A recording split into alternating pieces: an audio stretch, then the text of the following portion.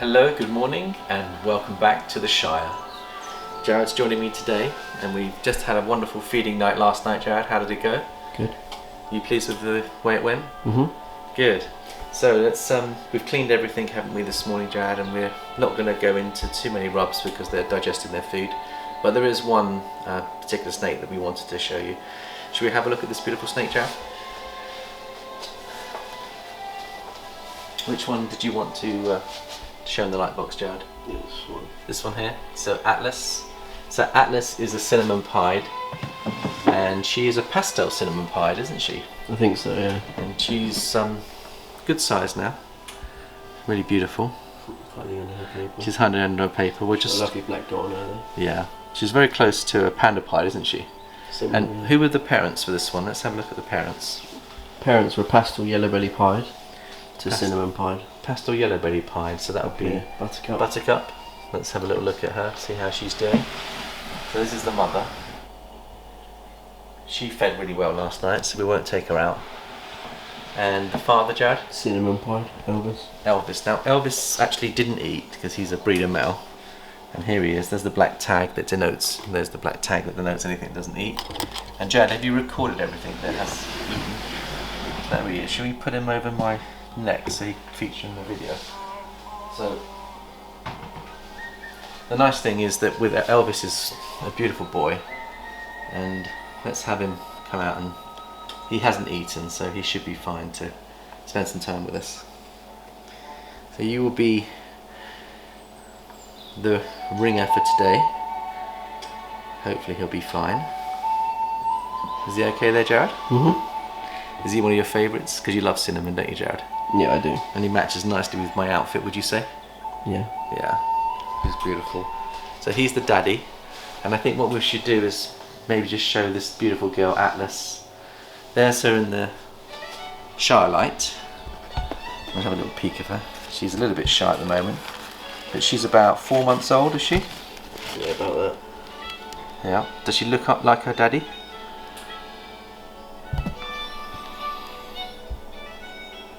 I think she looks a lot like her mum as well. So she's got her mum's pastel look, as well as her dad's. She's nothing like her mum. No, the pastel side of it, I mean. Mm. The yellows in the head. Look at the yellows in the head. See the pastel coming out. She is lovely, and we'll put her in the light box and have a look at her.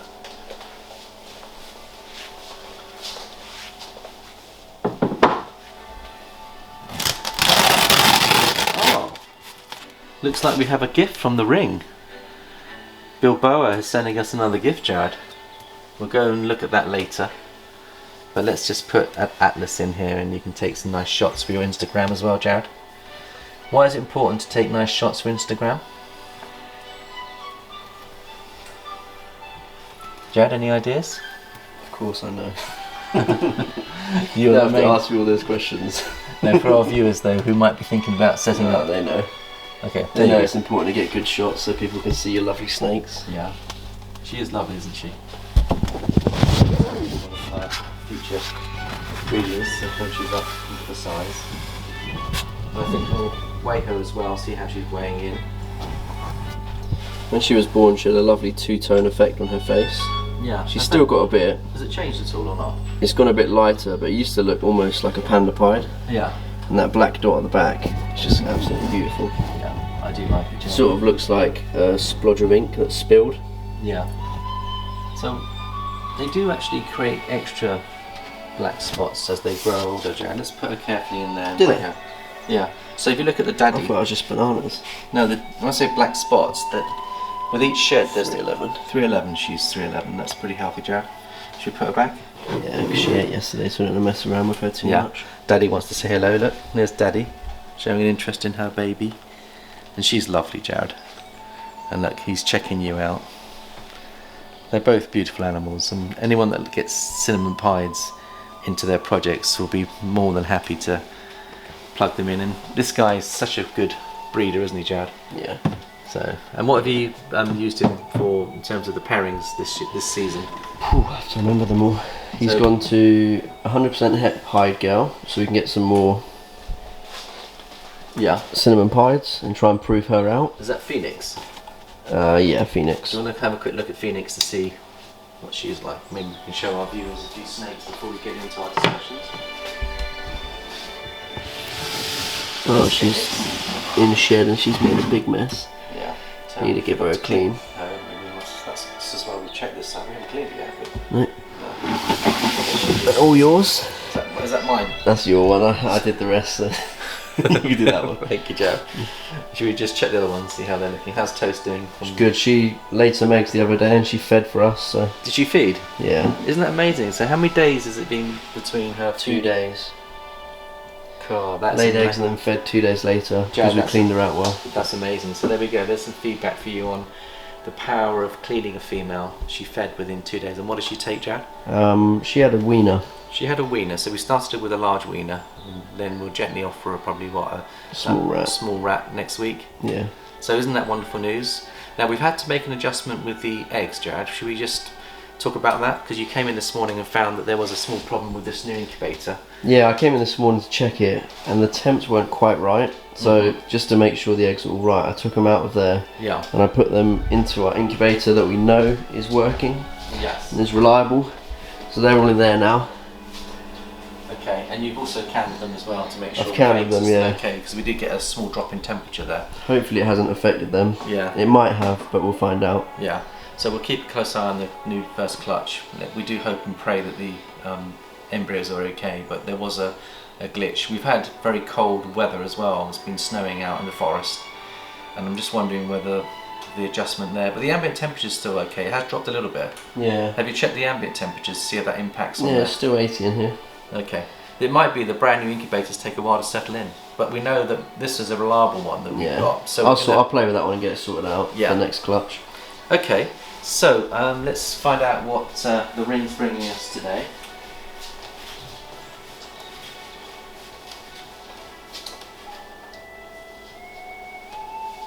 Elvis wants to join us, and we will bring Elvis out on our future rock song when we start singing some Elvis tracks for those Elvis lovers out there. It won't be today, but sometime in the future.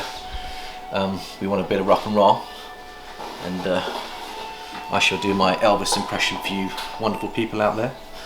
So how's he looking, Jared? He's decided to kind of... Lopsided. He's kind of slipping slightly, but there we go. He's finding his own little route here. Here he goes. That's what we want you to do. He is a lovely, gorgeous, temperament, isn't he? So, from one ringer to another, let's have a look at the gold ring. And ooh, I can feel the power of this ring. Just got to keep it protected for good. And I can feel the power of this ring as well, giving me a neck stretch at the moment. I think he's feeling the power of the ring, Jared. So there we go. And I'm feeling... Let's see what we've got for today.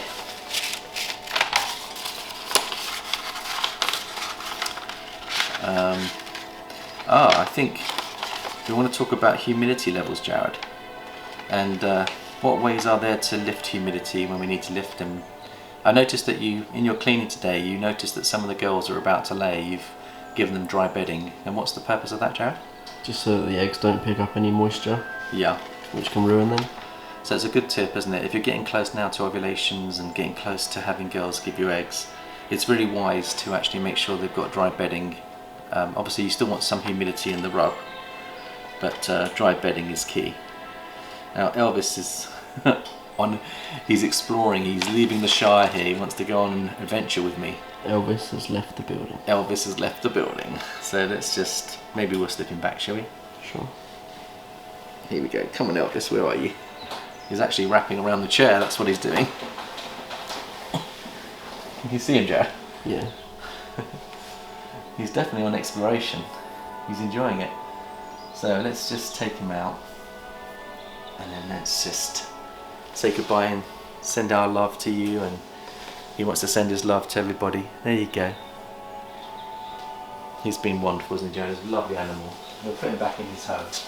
So thank you, Elvis. He says, here you go. I'm all shook up. Oh. Come on, Elvis. Let's put you back. No, he doesn't want to go back, Jared. He wants to stay and play. He's loving my armpits. Look. Look at that. Poor snake. Someone loves my armpit smell anyway, and Elvis does. Maybe it's because I'm singing Elvis songs that he wants to stay with me. Are you all shook up? No? He's just enjoying, I think he's just enjoying his exercise. He doesn't want to go back, so we have to let him play for a bit longer, Jared. There we go. We'll follow the agency of the animal.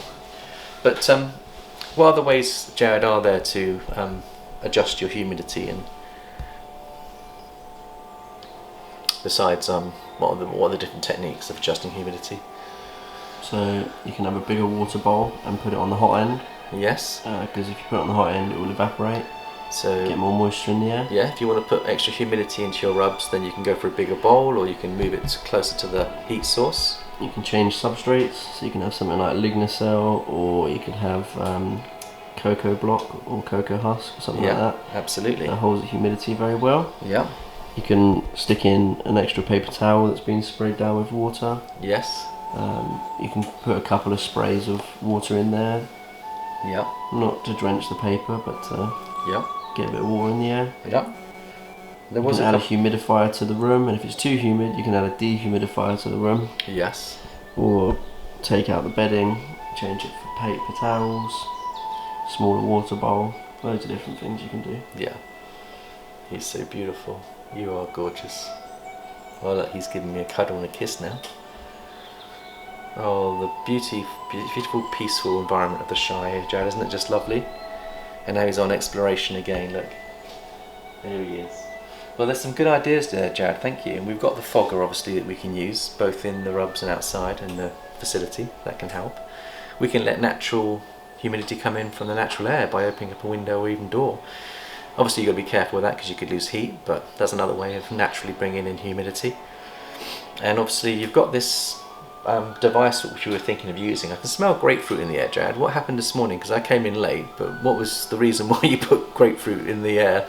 One of the snakes had left a rat on the heat mat, and it smelled so bad. And obviously it's really cold outside, so I didn't want to open a window and lose the heat. Yeah.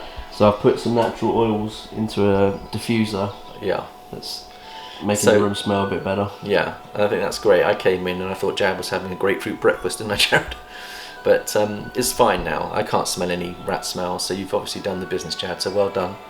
But if we weren't using that for... you could use that to create humidity as well, couldn't you? Because it gives off water. Yeah, maybe. But you wouldn't want to use oils or grapefruit going into the rubs, because obviously... No, I wouldn't put that in the rubs. But what you could do is you could use it without the oils to create extra humidity in the facility outside the rubs. That could be another technique. So there's quite a few, and what's the name of that moss that people use when they're in really dry climates? I think is it Stagnum or something like that? Stagnum moss. So if you can get hold of that, that's a great way of allowing the snake to shed as well. They go into that to moisten their bodies to shed, so that might be worth considering. So I think we've covered most of the tips for adjusting humidity. Obviously you can fill in the holes. If there's too many holes in your rubs and there's too much ventilation, then there's a way that you can block those holes. Or you can create more holes for more ventilation if you want to reduce the humidity. So there's another idea. Elvis, am I missing anything? Are you checking my notes for me? Obviously from an egg box perspective, you've covered adding more warm water around the edge without touching the eggs. And vaporizers. I think we've covered most of them, Jared. I think that's mainly everything. Right, I think, Elvis, are you ready to go back to the Shire now? Or are you still enjoying being out with us?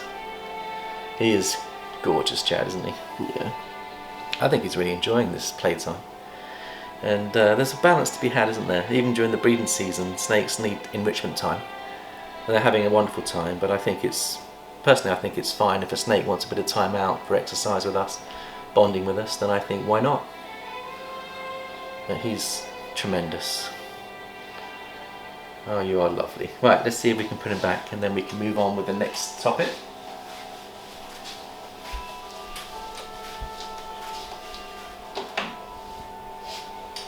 There you go, Elvis. Now look, he wants to play even more, look. Doesn't want to go home, Jared.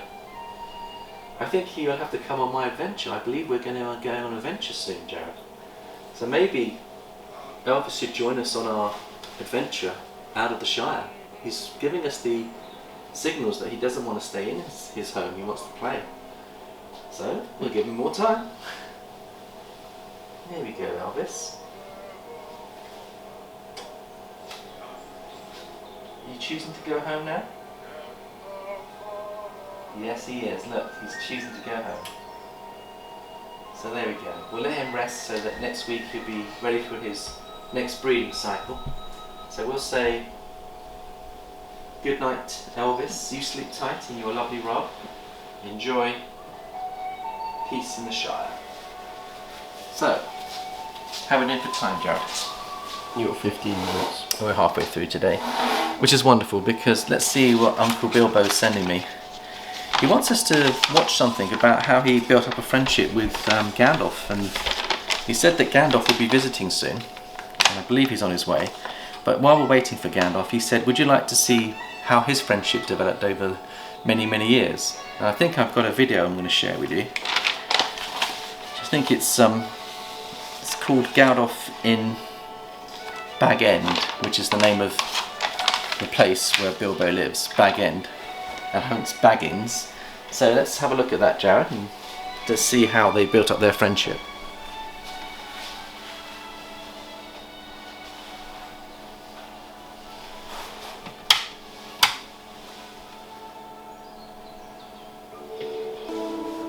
I need a holiday, a very long holiday, and I don't expect I shall return. In fact, I mean not to.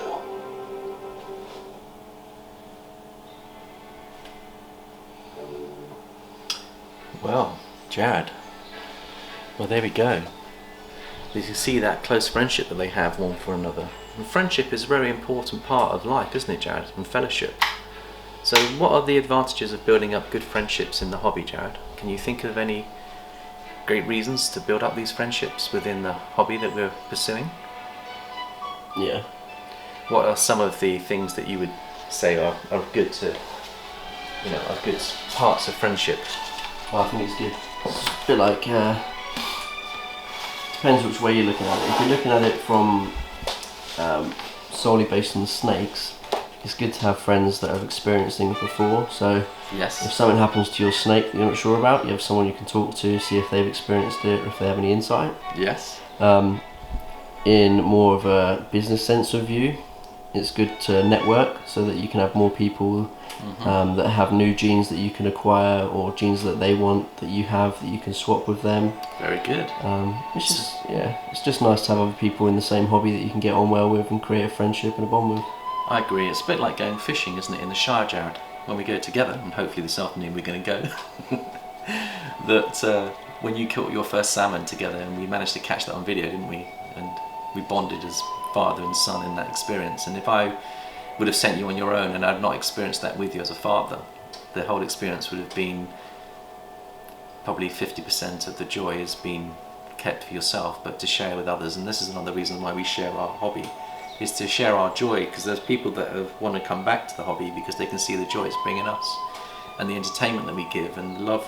And we've built up really good friendships here, and we're going to need them, because I am seeking this afternoon nine companions to come with me on my journey.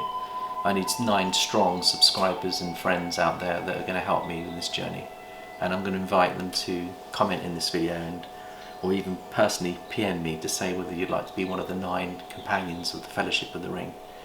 And I'm looking for 9 because we've got 9 to combat, Jared.